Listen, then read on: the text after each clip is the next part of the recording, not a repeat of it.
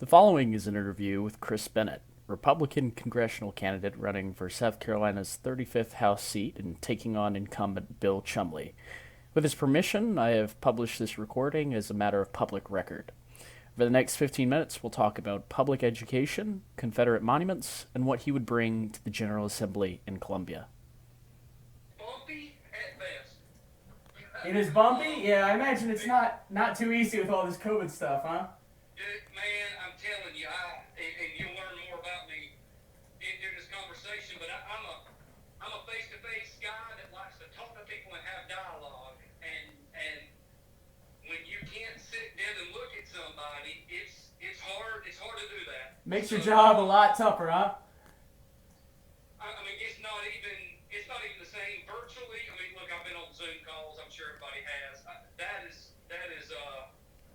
That's not ideal, and neither is, to be honest with you, telephone. But it is what it is, and hey, we'll work through it and get through it, right? We take them where we can get them. That's right.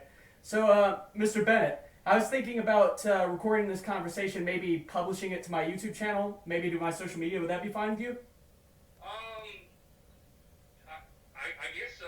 Oh. What's your YouTube channel? What's my YouTube channel? I have like a podcast. It's called the Shy of Six podcast. It's like got 30 subscribers. It's nothing big. Gotcha. So who's your subscribers? who are my people at my school?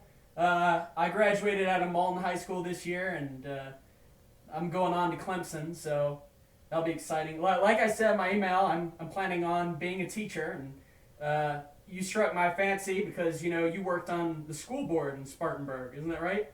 Yeah, well, I'm still elected to that currently, and I will be until I either have to run again next year, or if I win the House seat, I will have the opportunity to, I'll have to step down from that. Can't hold two duly elected spots, so I'll step down. So currently, I still serve on the school board. Yeah, of course. And I've had the privilege of sitting down with in a school board meeting, seeing how that process unfolds.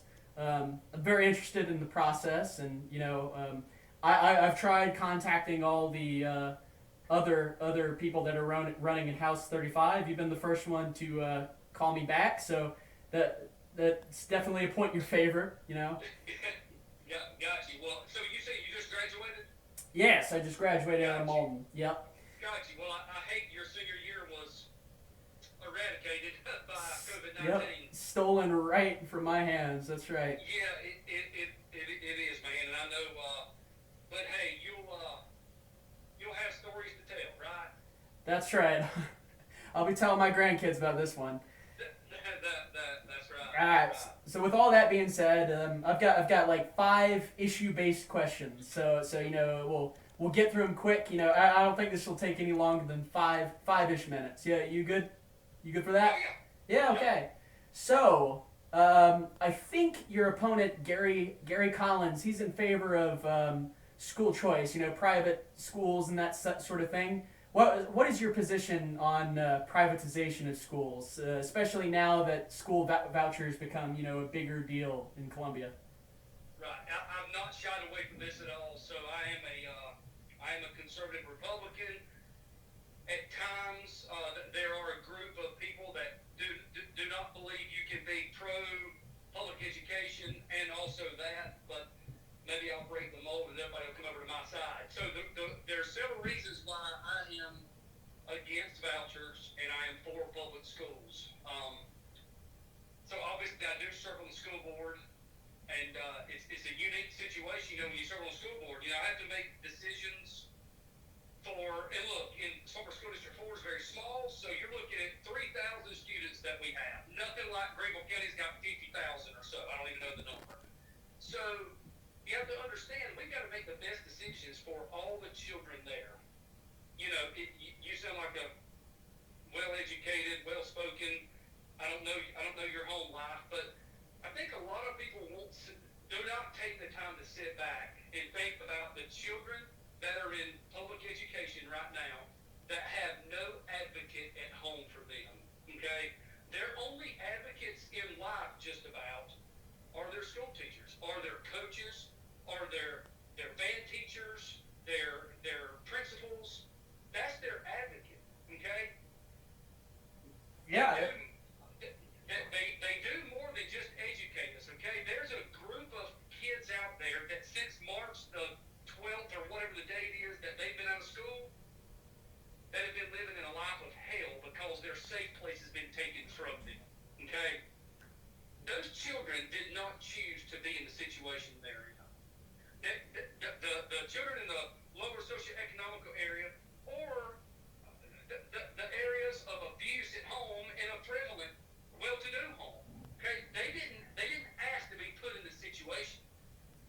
So I think it's yeah, that's 100% right. And I mean, you look at people that are outside of Greenville County. I mean, comparative to other places in the states, I don't know if you've heard of like the Quarter of Shame. You know, Greenville County, we have it pretty nice actually. I mean, you look along that I-95 corridor. All these people are, you know, let's just say that public education is one of those things that they need to be going for them. You know. they do, and unfortunately, depending upon your zip code in the state of South Carolina, depends on the education you have, and a lot of that has to go with funding. So that kind of circles back to we'll put this baby to bed, okay? That's why my opinion currently is we cannot entertain vouchers or privatizing public education because there are children out there that don't have anybody at home that will try to get them to a better school. They'll try to get them in a better situation. Look, my kids will be fine because I'll do whatever it takes, okay? And Yeah. there's plenty of us like that, but the majority of the children that are in there are not in that situation. So many children growing up in broken homes, not being raised by their mothers and their fathers.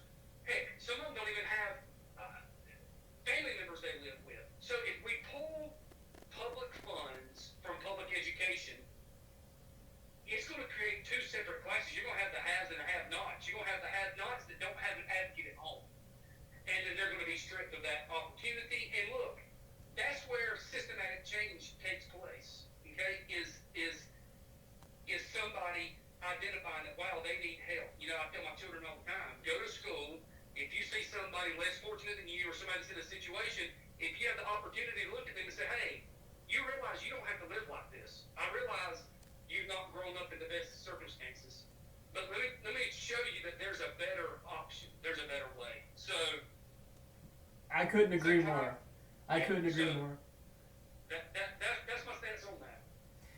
Yeah, and I mean, I know you said it at the beginning, but my next question was something as it relates to a sort of like public forum that certain politicians have done in the past. I don't know if you're familiar with like a town hall format where you know you hold a meeting and then people are allowed to ask you like questions. You know, it's like Q&A, but you know for your elected official.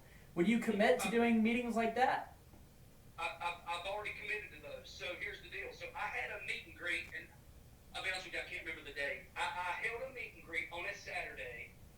I think it was in January. You know how time gets away. But it was in January. Okay, so I sent invitations. I pulled a voter list of all likely voters in the Republican primary in both Greenville County as well as Spartanburg County in District 35, and I invited them to 4 different locations in one day. I started at Java Bistro up near your house, I guess, very early from like 7 to 8:15. I left there and I went to, let me think, where did I go next? I might have I went to Theo's over in Duncan at 101 near 85. Then I went down into Woodruff to a little family restaurant that I go to all the time, and then I ended up in Duncan. So what I did is I sent invitations out to everybody, whether we placed them on their doorstep or we dropped mailers to them. We invited them out to, hey, come bring your issues to me. The way I envision, the way I serve District 35 is I don't know what I don't know. If it's an issue for you, and I don't, who's to say I've got that same issue? So I don't know what I don't know. So I think it's imperative that we have those type of situations. And so yes, I've committed to, whether it's quarterly or tri-quarterly or every 6 months of some sort, to host those type, I call it a meet and greet, call it what you want. Basically a time for you to come out and say, hey, I'm having issues with X, Y, or Z, or why did you vote this way, that way. So no, I've already committed to that. So nobody could fault you for being incommunicative. Yeah, that's right, 100%. Look, I've been running on some C's the whole time. Okay, being conservative, being a communicator, and being a collaborator. Because I'll tell you right quick, I don't have all the answers, and I think we need to be careful of anybody that's running for any elected position that spouts off every time you got an issue, they've got a way they're going to solve it. Things don't happen like that in Columbia. I don't know how much you've watched in Columbia, but if you don't have 100 other people with you, you're not getting anything done. So that's where the collaboration comes. That's right. I couldn't agree more. All right. So next question I have here is about something that Bill Chumley did in 2017. So Bill Chumley, he proposed to build a monument that would honor Confederate soldiers. So would you stand in opposition to efforts to glorify the Confederacy? So in this hypersensitive situation we find ourselves in, I listened to a Facebook Live event from Pastor Stephen Sloan, which is he's on staff at the South Carolina Southern Baptist Convention in Columbia. Okay, he's an African American, grew up here in Spartanburg, went to Dorman High School, where I graduated from as well. Of course, the pastor down in Lexington, I believe it was Lexington First Baptist, don't quote me on what his church was, or First Baptist of Lexington, I can't remember his exact name. They interviewed him, no holds barred. Let me just ask you these questions. So, of course, it's a white pastor asking an African American pastor his feelings on things. He said, "You realize that I crossed 4 Confederate flags on here today." He said, "Do you realize that my family and the black community, the majority of them, I don't want to speak for all of them, I'm paraphrasing what Pastor Sloan said, like, they see that as oppression and killing and only being 3/5 of a person, not being equal." And so, when you think about putting up monuments to glorify anything, you got to think about the rest of the people that's on the other side. Would we put up monuments for any other thing that would belittle a certain population? That is not even a moral. I'm talking about a moral stance on this. Like, we're not going to glorify the killing of people. In any monument we put up, I feel sure that we can all agree on that. Of course, yeah, I just think we've got to listen to what our constituents are saying and our friends and our connections, like Pastor Sloan. And when he said that, it really hit home with me. So, therefore, no, I would not support. I would not be a staunch supporter of certain type situations like that are glorifying certain situations. I mean, I know that's kind of a vague answer. You'll also figure out that you never say never, right? So yeah. there may be a great reason for certain monuments, but I think we got to keep that in mind while we're making that decision. Yeah, thank you so much. Last question here is something that has to do with your fiscal policy. So, in your platform on your website, you say we need to cut out wasteful spending. Where does South Carolina need to tighten the belt, and which areas could use that funding that's being wasted? So I had the privilege to meet the new director of DSS. Okay, also you may have seen on my platform, I want to speak for the ones that can't speak for themselves. Okay, several friends of ours foster children through the DSS system. Okay? For clarification, what is the DSS? For clarification, Department of Social Services, I believe, is what it would be considered. all right. Yeah.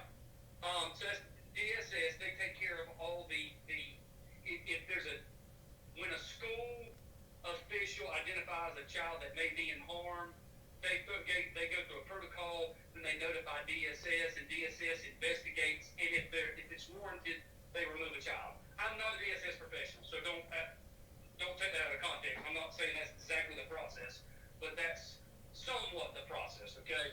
So then you have a foster parent step up and you take that child in. So we do lots of service work in the foster adoption realm of DSS. That being said, I had the privilege to meet Director Leach, which is the new director, and I couldn't tell you when he come on, back last year sometime. I couldn't tell you what month he's in. But he and I had a conversation. Again, these same children that are in public education, right? That don't have advocates at home. These same kids that are babies, they're infants that are being taken from their home, have to go somewhere and stay with a foster family. So that being said, look, I'm sure before COVID-19 hit, everybody realized there was nearly, the number being thrown around was $2 billion with a B surplus, okay? Yep. There's no more money needed. I think appropriation and allocation is where that needs to take place. And I'm sure there's plenty of opportunity to trim fat in nearly every budget. But I do believe there's other budgets that probably need a little bit more. So, and of course, I don't have a line by line item. Look, I don't know the budget inside and out. I'm not even going to pretend that I do. But I promise as I go, when I go to Columbia, if elected to go to Columbia, I'll make sure that there's just no pork spending slapped all in there. But I'll also make sure that the people that need more funding is able to receive their funding. That is.